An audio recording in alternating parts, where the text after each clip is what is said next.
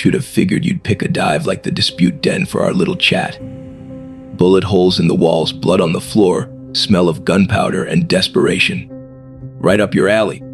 You look good for someone who got his face rearranged with a baseball bat. That fake eye still giving you trouble? Or did you finally get used to the depth perception issues? Frank Castle, the dead man walking. Heard you've been busy playing judge, jury, and executioner with half the scumbags in New York. That skull on your chest getting real popular with the wannabe tough guys. You proud of inspiring copycats? Or does it piss you off that they ain't got your dedication to the craft? Either way, I appreciate the professional courtesy of meeting face to face instead of just shooting me through a window. You tortured a priest for information about my safe houses. Father Miguel never hurt anyone in his life except maybe with his terrible sermons. Took me 3 days to find all the pieces of him after you finished your interrogation. That priest's blood is still under your fingernails, isn't it? Some stains don't wash off. Father Miguel knew exactly what he was signing up for when he decided to help the Punisher. Play with fire, get burned. Play with Barracuda, get eaten alive. That priest chose sides in a war he didn't understand. I just made sure he understood the consequences real clear before he died. You mad about the method or mad that he talked? He didn't talk.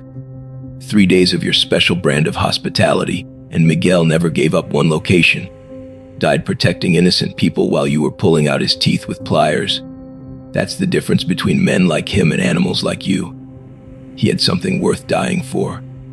You only have something worth killing for. Worth dying for? That old man died screaming for his mama and begging Jesus to make it stop. Ain't nothing noble about bleeding out in a basement while some psycho plays dentist with your mouth.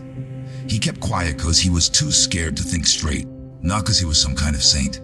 Fear makes people stupid, Castle. You should know that by now. Fear makes smart people careful and stupid people dangerous. Miguel was smart enough to know that giving you what you wanted would get more people killed. You're too stupid to understand why someone would choose principle over survival. That's why you'll always be muscle for hire instead of anything that matters. Money's the only thing that matters in this world, soldier boy. Your wife and kids ain't coming back no matter how many drug dealers you cap. My bank account gets bigger every time I take a job. Which one of us is actually winning this war? You've been at this shit for years, and there's more scumbags on the street than when you started. I've been at it for months, and I'm driving a Bentley. Your Bentley's nice. Shame about what happened to the last 3 drivers you hired. Funny how people around you keep dying in horrible ways. Almost like you're bad luck with legs. Maria and the kids are dead, yeah. But their memory keeps me focused on what needs doing. Your money just keeps you fat and happy while the world burns around you. World was already burning. When I got here, Frank, I just learned to roast marshmallows over the flames instead of crying about the heat. You think you're some kind of force of nature, but you're just another angry white boy with daddy issues and military training. The mob killed your family, so you kill everybody else's family. Real original, real heroic. Never claimed to be a hero. Heroes save people. I just remove problems. The Nucci family found that out when I fed them to their own sharks. The Russian learned it when I threw him off that building. You learned it when I shot your eye out with a 50 cal from 800 yards. Some problems require permanent solutions. Permanent solutions, sure. Like when you blew up that warehouse full of drugs and accidentally took out half a city block. Or when you started that gang war in Hell's Kitchen that got 36 civilians killed in the crossfire. Your solutions got real permanent consequences for people who didn't deserve them. I sleep fine knowing those innocent folks won't have to worry about drug dealers pushing poison to their kids anymore. Collateral damage is tragic but unavoidable when you're fighting animals who use human shields.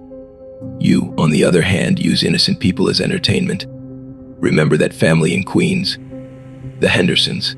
What you did to them was pure sadism disguised as professional intimidation. The Hendersons were harboring a witness against my employer. They knew the risks when they decided to play Good Samaritan. I gave them multiple chances to hand over the guy and walk away clean. They chose to be heroes instead of being smart. Heroes die messy deaths, Castle. You should remember that lesson from your own family. My family died because I trusted the system to handle monsters like you. They died because I thought the law would protect them, while I testified against the Costa family. I learned my lesson all right. Some monsters can't be reformed, rehabilitated, or reasoned with. They can only be put down like rabid dogs. Rabid dogs serve a purpose. They keep other animals in line through fear. I serve the same purpose for my employers. You think you're cleaning up the streets, but you're just creating job openings for the next generation of psychos.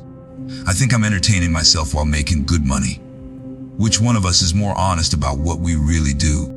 I'll convince yourself that torture and murder are just business transactions to avoid admitting you enjoy watching people suffer.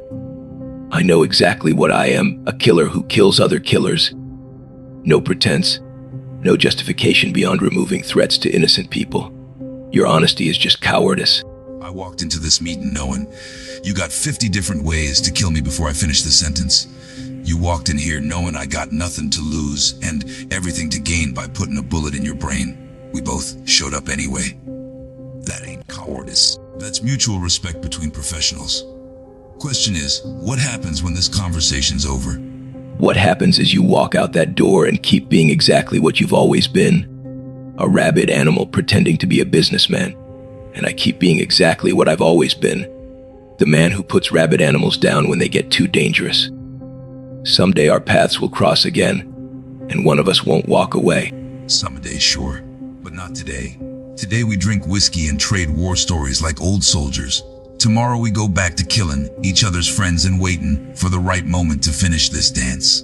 Gotta admit, frank life would be boring as hell without someone worth fighting. Here's to keeping each other entertained until one of us gets lucky. Luck's got nothing to do with it. When I come for you, it'll be because you finally crossed a line even I can't ignore. Until then, enjoy your blood money and your Bentley.